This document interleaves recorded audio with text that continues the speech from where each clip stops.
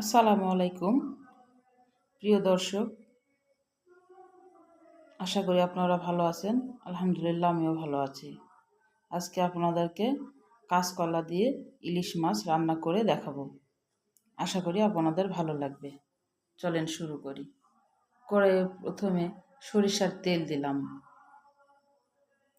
সরিষার তেলটা গরম হয়ে আসলে জিরা ফোড়ন দিয়ে দিন। একদম অল্প মশলাতে রান্নাটা করব, কোনো আদা বাটা এগুলো কিছুই দিব না। জিরা ফোড়ন দিয়ে জাস্ট কাঁচকলা, ইলিশ মাছ, কাঁচামরিচ, কাঁচা পেঁয়াজ।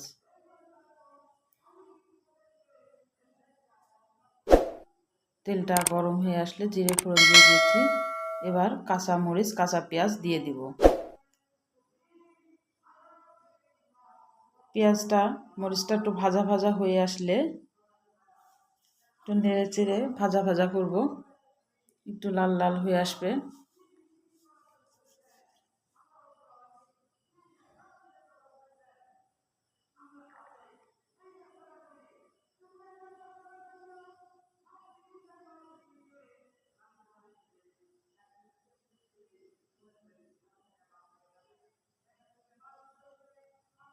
পেঁয়াজটা একটু ভালোভাবে ভেজে নেব।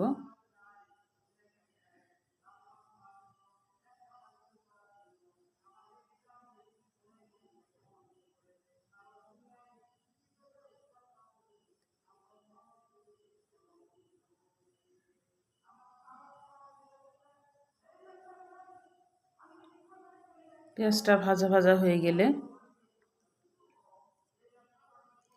পেঁয়াজটা ভাজা ভাজা হয়ে যাবে যখন, তখন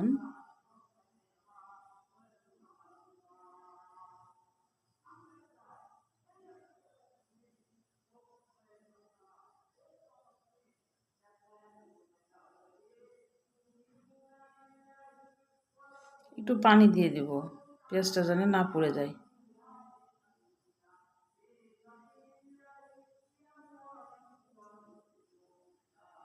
যেহেতু এখানে আমি আদা বাটা, রসুন বাটা এগুলো দিব না, গুঁড়া শুকনা গুঁড়া, এই কারণে একটু পানি দিলাম যেন পুড়ে না যায়। হলুদের গুঁড়া দিলাম,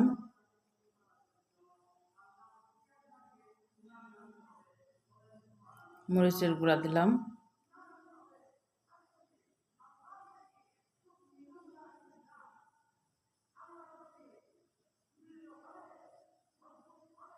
একটু ধনিয়ার গুঁড়া দিলাম।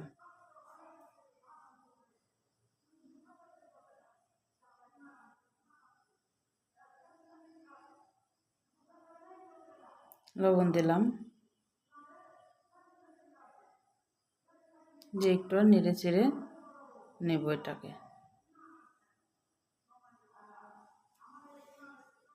মশলাটা একটু কষানো হবে।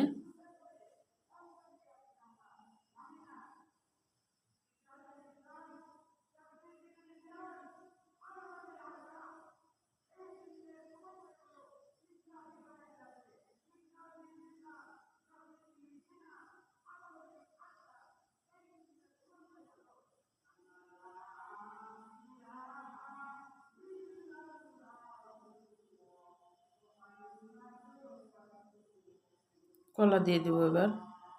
কলাটাকে আমি ভাপ দিইনি, হলুদ দিয়ে একটু কলাটাকে একটু মাখিয়ে ধুয়ে ফেলেছি।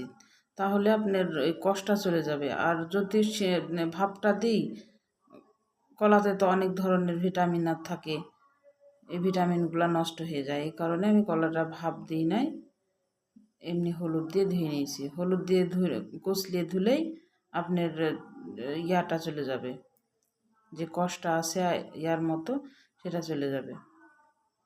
রান্না করলে কলা কালো হবে না।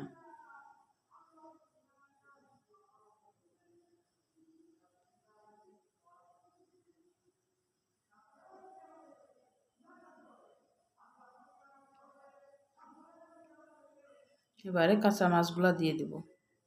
মাছ আমি ভেজে নেব না, আমি কাঁচা মাছ দিয়েই এই কলাটা রান্না করব। অল্প মশলা দিয়ে ঝোল করব, একটু কষিয়ে নিয়ে কলার ভিতরে মাছটাকে একটু কষাই নেব।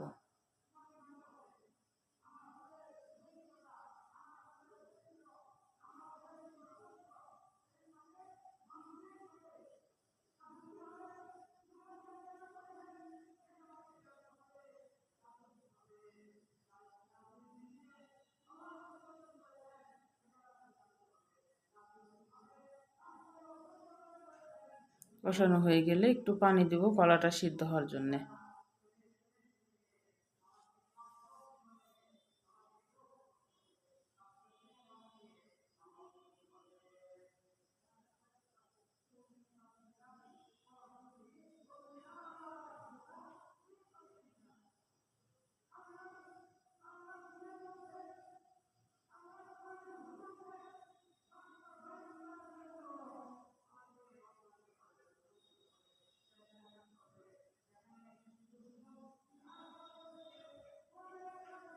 একটু ঢেকে দিলাম।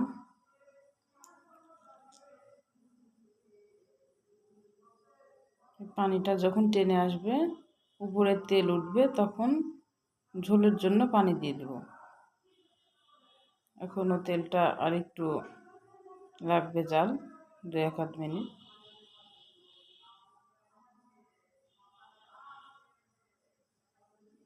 আমি এটা পাতলা ঝোল করতে যাচ্ছি, পাতলা ঝোল একটু করব, এই কারণে পরে আমি পানিটা আবার দিব ঝোলের জন্যে। তেল উঠে এসেছে উপরে, এবার ঝোলের জন্য পানি দিয়ে দিলাম। পানিটা আপনাদের মতো, আপনারা যতটুকু ঝোল রাখবেন সেই পরিমাণে দেবেন। পানির এখানে কোনো পরিমাপ নাই, যতটুকু যার প্রয়োজন ততটুকু ঝোল রাখার জন্য আপনি দিবেন। আমি একটু চাচ্ছি যে এটা একটা পাতলা ঝোল হবে।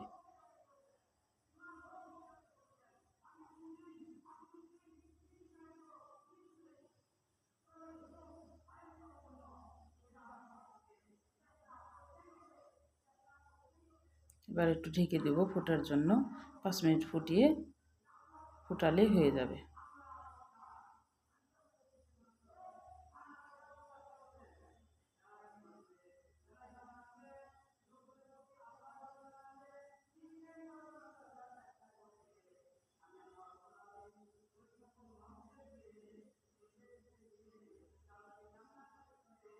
ব্যাস, আমার রান্নাটা কমপ্লিট। আশা করি আপনাদের ভালো লাগবে। ভালো লাগলে আমার চ্যানেলটাকে আপনারা সাবস্ক্রাইব করে দিবেন। আল্লাহ হাফেজ।